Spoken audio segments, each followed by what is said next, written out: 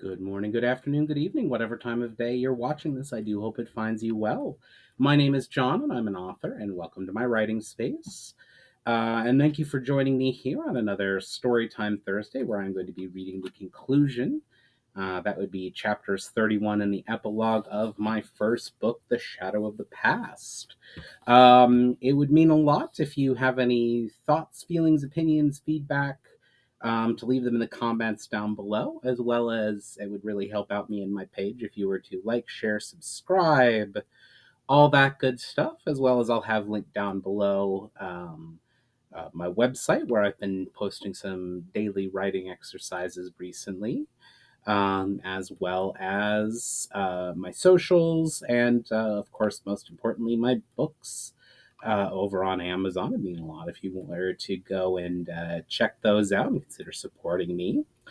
But get started here. I do hope you are all buckled in. So, starting off with chapter 31, A Glimpse of the Future. Alira woke with the dawning sun to once more find that she was alone in bed. The first time this had happened had surprised her, but it had happened so often in the past months she was used to it. She rose quickly and dressed and went in search of Val'inar. She departed the tent where her bed had been placed. She would have preferred to sleep outside as was her custom, but there were too many people around to allow for sufficient privacy. But the tent was not bad, and she had had it placed a short distance outside of the new city. It had been the idea of Minister Adron to build a city that would be a place of diplomacy and peace. There had been a great deal of argument about it, but eventually it was agreed that the best place for it would be where the glistening spire had once stood. It was the closest thing that Terra had to a central location, and the portal magic meant that traversing the distance would be easy. While the city was not to be built of magecraft as the glistening spire had been, she and the other elementals, as well as Val'inar, had been lending their power to speed the city's construction. All the other peoples and races had been contributing what they could in supplies and craftsmen to build the city. Now that spring had come again, their pace could quicken, but given the size and ambition of the city was being planned, it would take several more years before it was completed. She hoped, however, that people might start living there by that fall. As she walked through the outlined streets, the people she passed gave her various degrees of bows and acknowledgments. She, Val'inar, and the other elementals were all trying their hardest to prevent people from bowing to them, or worse, worshipping them. But it was hard, and only natural, she supposed, given that all that they had been doing for the Terra, and all that they would be doing for years to come.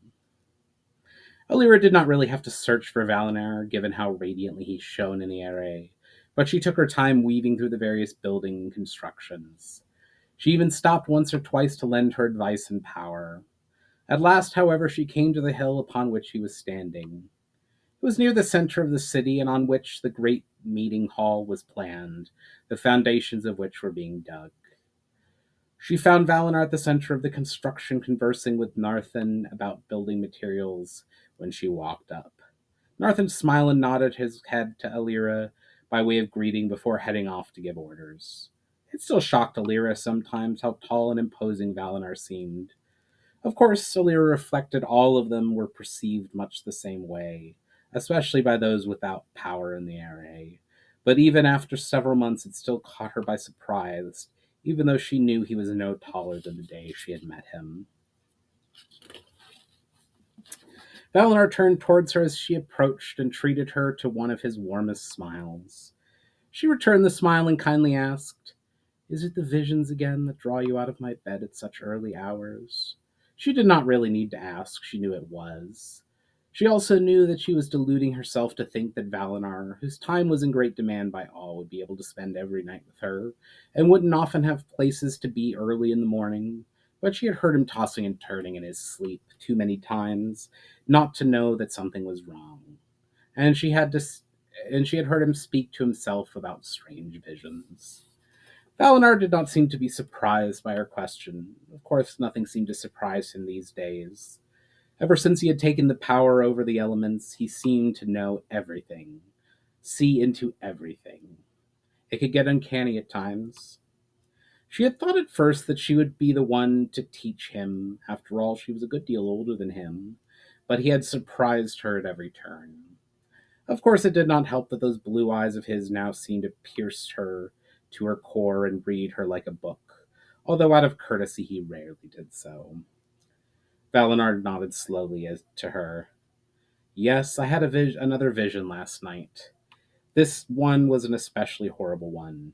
The details are different every night, but it is always the same vision: war and destruction, devastation on a scale I have never conceived of.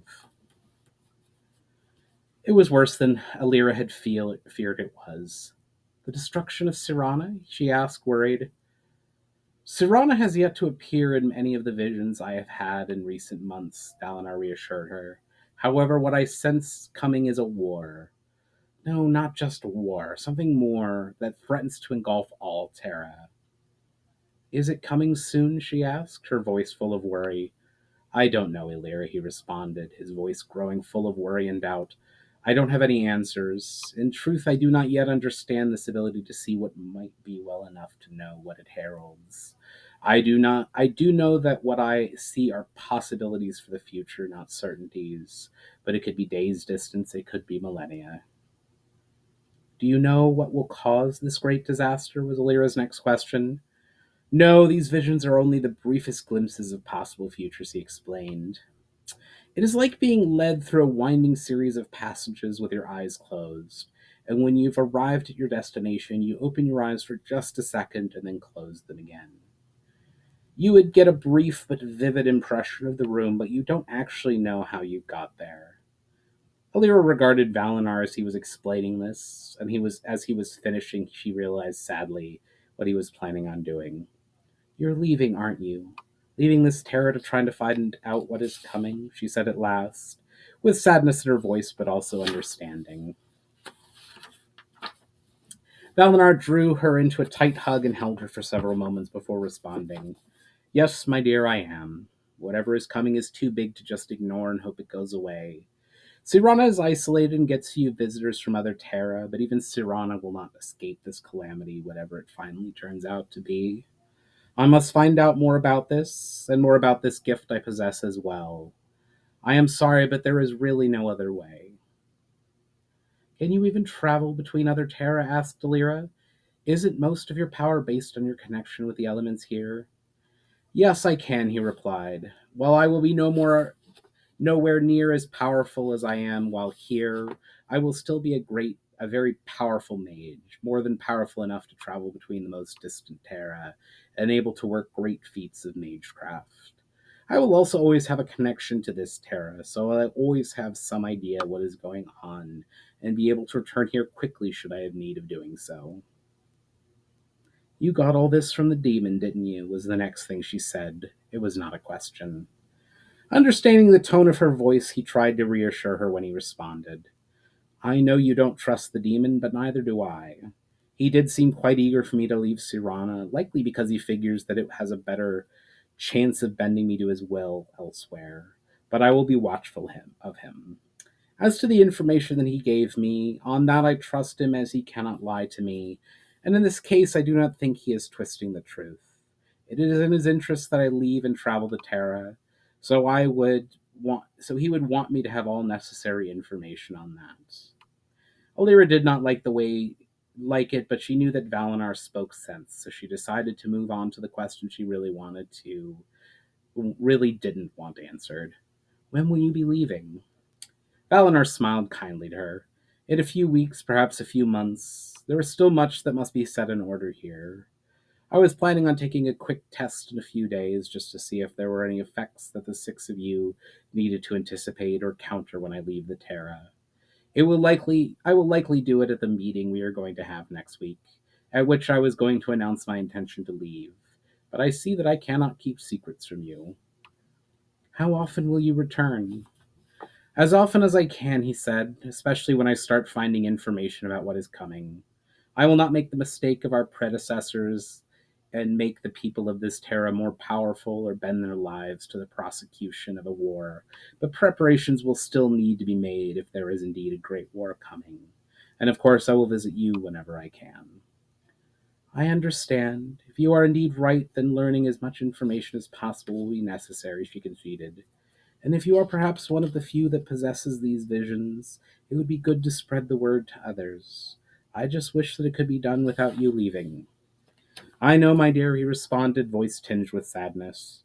I wish I did not have to leave either, especially now that I have finally found my place in this terra.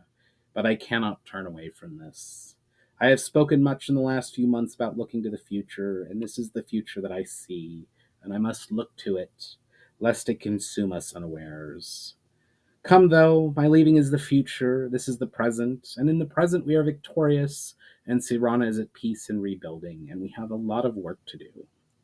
With a smile on his face, Val'inar took Illyra by the arm, and they walked slowly away. It's the end of chapter 31, and I am moving on now to the epilogue. In an empty stretch of plain with nothing of any interest for miles around stands a woman. At a distance, she appears to be having an argument with thin air. It was only when one gets closer that one sees the shimmering white circle in the air. From some angles, even up close, it's still nearly impossible to see. When finally it does get close enough to hear what Ushara is saying, one could also hear a deep and silky voice coming from the circle. Years of work gone to waste in a matter of months, the voice was saying. You didn't think I. You don't think I know that? Ushara almost shouted incredulously. It was I who put those years of work into cultivating this terror into a base for us. I am indeed furious that all that careful work went to waste so quickly. Naturally, you were upset, said the voice with false reassurance, but we still have not heard why your plans failed.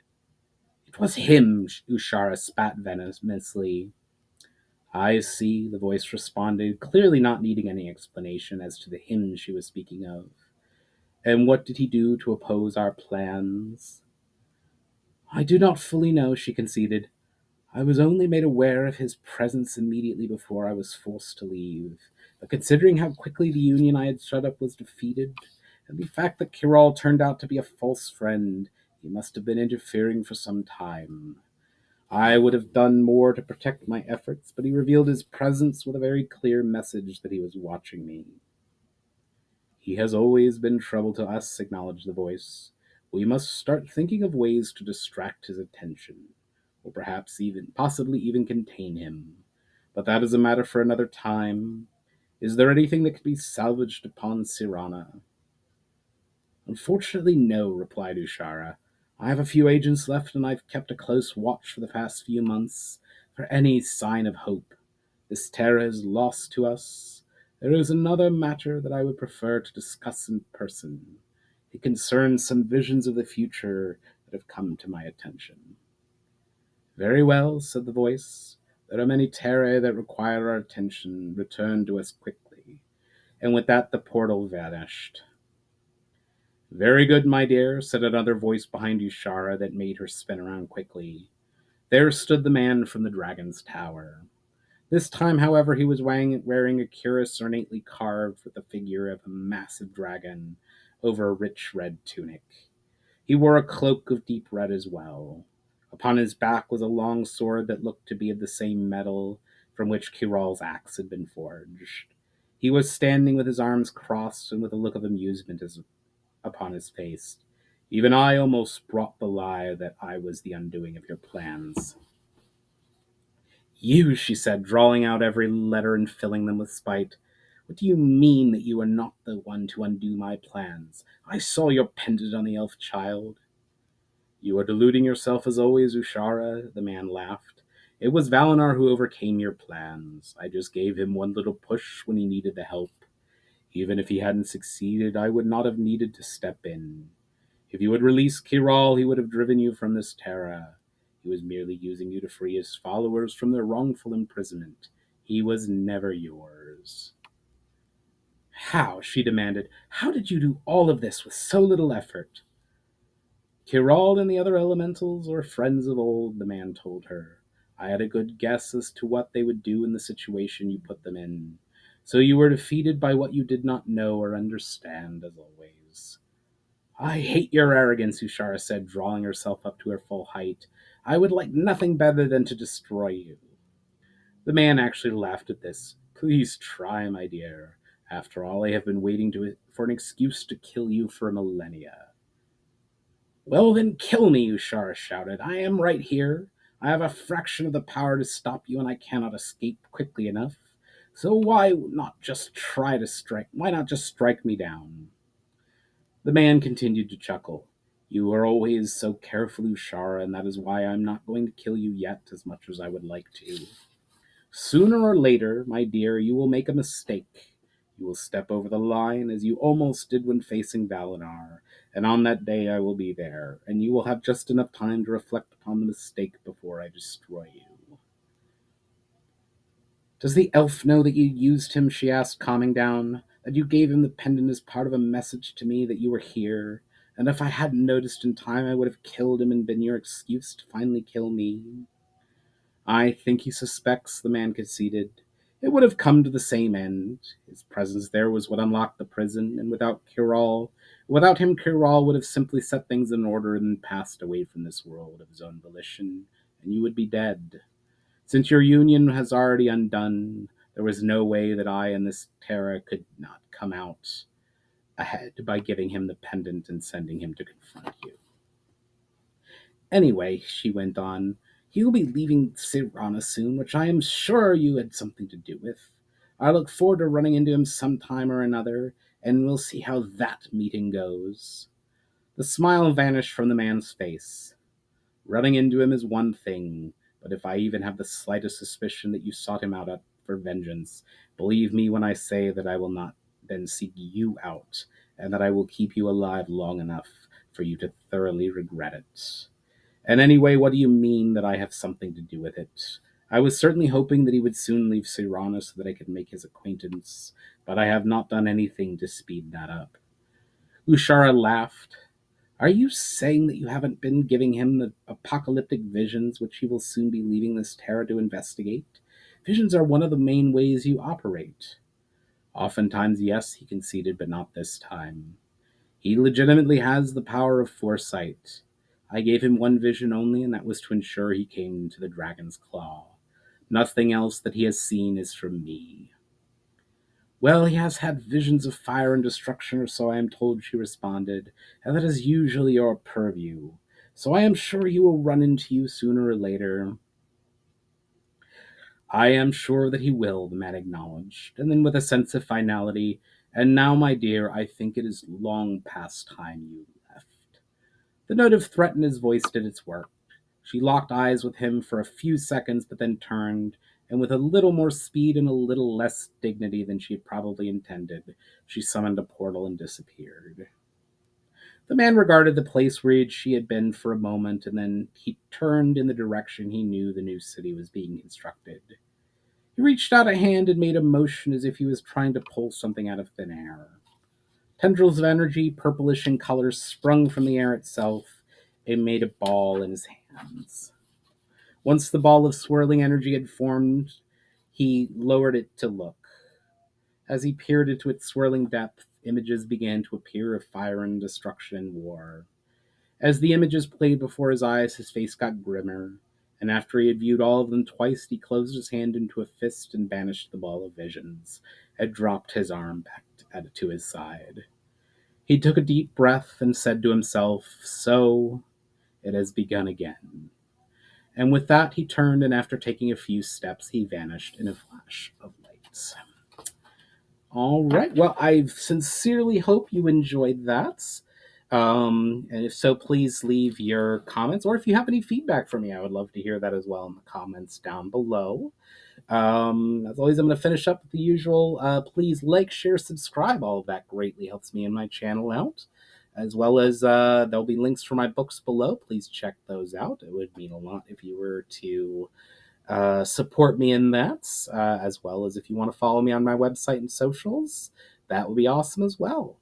Well, I do wish everyone a happy new year since it's already the second here. And I'll hope you get a chance to do or experience something creative, and I will catch you on the next one.